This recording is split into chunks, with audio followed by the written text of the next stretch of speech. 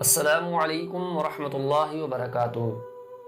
معزز سامعین، آج ہم ایک ایسے موضوع پر بات کرنے جا رہے ہیں کہ جو ہر انسان کے لیے بہت ہی دلچسپ اور اہم ہے، اور وہ موضوع ہے شیطان کے بارے میں کہ شیطان کون تھا، وہ کہاں سے آیا، شیطان کو کیسے پیدا کیا گیا، کیا شیطان واقعی موجود ہے، شیطان کے بارے میں مختلف مذاہب کے عقائد اور نظریات کیا ہیں، اور شیطان کے بارے میں اسلام کا نقطہ نظر کیا ہے۔ یہ وہ سوالات ہیں کہ جو صدیوں سے انسان کے ذہن میں گردش کر رہے ہیں۔ تو آج کی اس ویڈیو میں ہم شیطان کے بارے میں ان تمام سوالات کے جوابات تلاش کرنے کی کوشش کریں گے۔ ہم اس بات کا جائزہ بھی لیں گے کہ قرآن اور احادیث میں شیطان کے بارے میں کیا کہا گیا ہے۔ شیطان کون تھا اور کہاں سے آیا؟ سامعین کرام، شیطان بنیادی طور پر عربی زبان کا لفظ ہے۔ اہل عرب ہر اس چیز کو شیطان بولتے ہیں جو سرکش اور باغی ہو، خواہ وہ انسان ہو، جن ہو یا کوئی جانور۔ یہی وجہ ہے کہ قرآن و حدیث میں بھی یہ لفظ شیطان سرکش و باغی انسانوں اور جنوں کے لیے استعمال کیا گیا ہے، جیسے کہ سورہ انعام آیت نمبر 112 میں بیان کیا گیا ہے۔ اسی طرح عہد نبوی میں جو منافق اور سرکش لوگ تھے، ان کے بارے میں اللہ تعالیٰ نے شیاطین کا لفظ استعمال کیا ہے، جیسے کہ سورۃ البقرہ آیت نمبر 14 میں آتا ہے۔ مجموعی طور پر انسانوں کے مقابلے میں جنات چونکہ زیادہ سرکش مخلوق ہے، اس لیے لفظ شیطان کا زیادہ استعمال جنات کے لیے کیا گیا ہے، جیسے کہ سورۃ الانبیاء آیت نمبر 82 میں ذکر کیا گیا ہے۔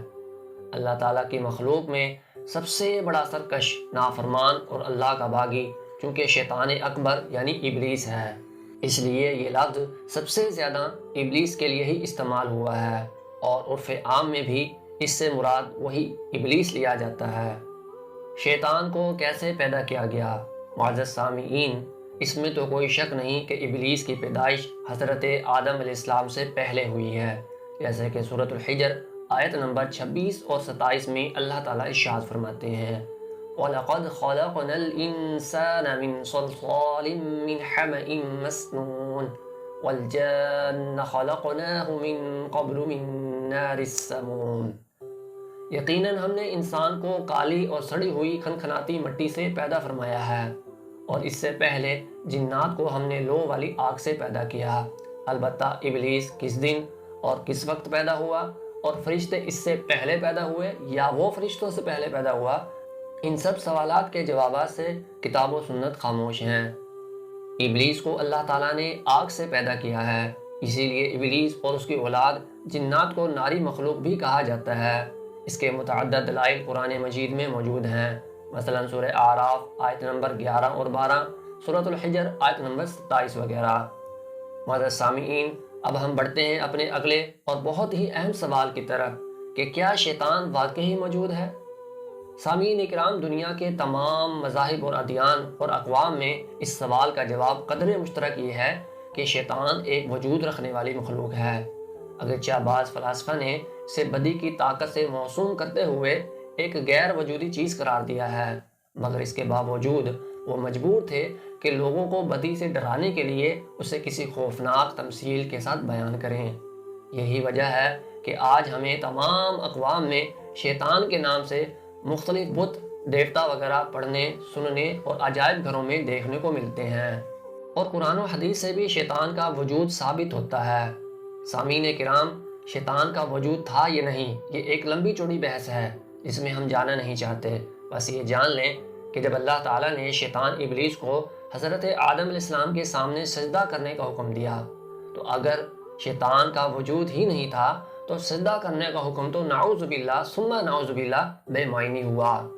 تو معلوم ہوا شیطان کا وجود تھا، تبھی اللہ تعالیٰ نے اسے سجدہ کرنے کا حکم دیا تھا۔ معزز سامعین، اب ہم اپنی ویڈیو میں آگے بڑھتے ہوئے ایک معلوماتی سوال کا جواب دیتے ہیں۔ اس سوال کا جواب علمی ہونے کے ساتھ ساتھ بڑا دلچسپ بھی ہے۔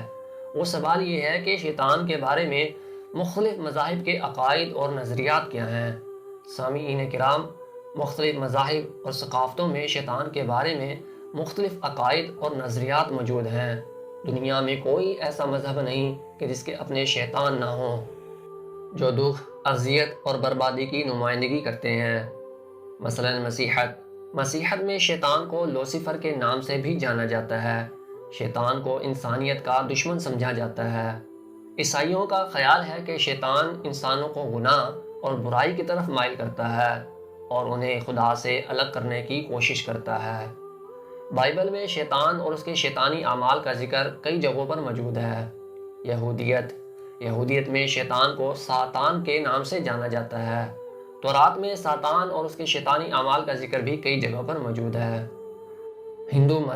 ہندو مت میں شیطان کو مختلف ناموں سے جانا جاتا ہے، جیسے کہ راہو کال اور مہیش وغیرہ۔ وہ اکثر برائی اور تباہی کی قوتوں سے منسلک ہوتے ہیں۔ ویدوں، پرانوں اور دیگر ہندو متون میں شیطان اور ان کے شیطانی اعمال کا ذکر بہت جگہوں پر آتا ہے۔ بدھ مت میں شیطان کو مار کے نام سے جانا جاتا ہے۔ وہ موت، تکلیف اور خواہش کی علامت ہے۔ بدھوں کا خیال ہے کہ مار انسانوں کو دکھ اور تکلیف سے دوچار کرتا ہے اور انہیں روشن خیالی کی راہ سے روکتا ہے۔ معزز سامعین، تاریخی طور پر ہمیں یہ بات معلوم ہوتی ہے کہ لوگ ہر دور میں شیطان کو اپنا خطرناک دشمن سمجھتے رہے ہیں۔ کہیں کوئی تباہی، آفت، سیلاب یا نقصان وغیرہ کا سامنا ہوتا تو وہ یہی سمجھتے کہ شیطان اور اس کے لشکر یہ سب کچھ کر رہے ہیں۔ کوئی بیمار ہوتا یا کسی کا عزیز فوت ہوتا، کسی کے کاروبار میں خسارہ ہوتا یا کسی کا مقصد پورا نہ ہوتا تو وہ یہی کہا کرتے تھے کہ میرا شیطان مجھ سے ناراض ہے۔ پھر اس شیطان کو راضی کرنے اور اپنے زعم میں اس کی طرف سے ہونے والے نقصانات سے بچنے کے لیے لوگ اپنے اپنے انداز میں اس کی پوجا کرتے تھے۔ اس پوجا پرستش کے لیے لوگ بت کی شکل میں شیطان کی فرضی صورت بنا لیتے اور جس انداز سے بھی اس کی پوجا و پرستش ممکن ہوتی اسے اختیار کرتے، اور ان شیطانوں کے نام پر نظر و نیاز، ان کے آگے رکوع و سجود اور ان کے نام پر صدقہ و خیرات وغیرہ تو معمولی چیزیں تھیں، جبکہ ضرورت پڑنے پر ان شیطانوں کے ناموں پر انسانوں کی قربانیاں پیش کرنے سے بھی یہ لوگ گریز نہیں کیا کرتے تھے، کیونکہ وہ یہ سمجھتے تھے کہ ایک آدھ انسان کی ہر سال کی قربانی دے کر ہم شیطان دیوتا کو راضی کر لیں گے، اور اس طرح ایک فرد پورے معاشرے کو مالی و جانی تباہی سے بچا لے گا۔ اہل مصر کا ہر سال ایک کنواری دوشیزہ کو دریائے نیل کے لیے قربان کرنا اور ہندوؤں کا اپنے خود ساختہ معبودوں کو راضی کرنے کے لیے بچوں کو ان کے نام پر ذبح کرنا کتاب تاریخ کے مشہور و معروف باب ہیں۔ سامعین کرام، یہ تو تھے مختلف مذاہب میں تصور شیطان اور ان کے عقائد۔ اب ہم جانیں گے کہ اسلام کا شیطان کے بارے میں کیا نقطہ نظر ہے۔ معزز سامعین، شیطان کے بارے میں اسلام کا نقطہ نظر جاننے کے لیے ہمارے پاس مستند ذریعہ قرآن و حدیث ہے۔ اس سوال کے جواب کا کچھ حصہ ہم اپنے گزشتہ سوال شیطان کون تھا اور کہاں سے آیا کے جواب میں بیان کر چکے ہیں، اس لیے یہاں مختصر سا اسلامی نقطہ نظر بیان کریں گے۔ قرآن مجید میں ہمیں ایک ایسے شیطان کا ذکر ملتا ہے جو پہلے فرشتوں کے ساتھ مل کر اللہ تعالیٰ کی عبادت کرتا تھا، مگر جب اللہ تعالیٰ نے پہلے انسان حضرت آدم علیہ السلام کو پیدا کر کے اسے سجدہ کرنے کا حکم دیا تو اس نے صاف انکار کر دیا، بلکہ اللہ تعالیٰ سے مطالبہ کیا کہ مجھے قیامت تک کے لیے مہلت دے دی جائے تاکہ میں انسانوں کو گمراہ کر کے یہ ثابت کر دکھاؤں کہ ان کی اکثریت تیری نافرمان ہوگی۔ اللہ تعالیٰ نے از راہ مصلحت اس کا یہ چیلنج قبول کیا اور اسے قیامت تک کے لیے زندگی دے دی۔ اس سرکش جن کے لیے قرآن مجید میں ابلیس اور شیطان کا لفظ بھی استعمال ہوا ہے، چونکہ اس نے قیامت تک زندہ رہنا ہے اور اتنی لمبی زندگی اللہ کی نافرمانی اور سرکشی میں گزارنی ہے، اس لیے اس سے بڑا سرکش اللہ کی مخلوق میں اور کوئی نہیں ہے۔ یہی وجہ ہے کہ اسے ہی عام طور پر شیطان کہا جاتا ہے، حالانکہ اس کے علاوہ اور شیاطین کا ذکر بھی ہمیں قرآن و حدیث میں ملتا ہے۔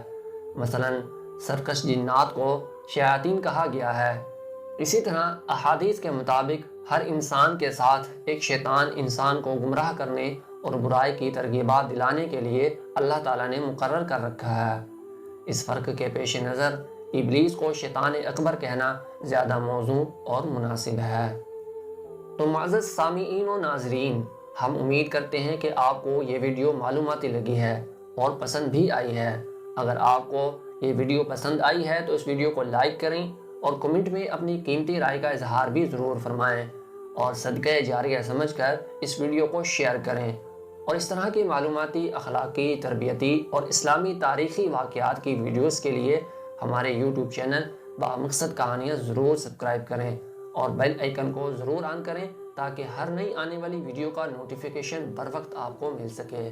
تو ملیں گے اگلی ایک اور ویڈیو میں، تب تک کے لیے اجازت دیجیے، اپنا بہت سا خیال رکھیے، ہمیں بھی اپنی دعاؤں میں یاد رکھیے۔ اللہ حافظ۔ السلام علیکم ورحمۃ اللہ وبرکاتہ۔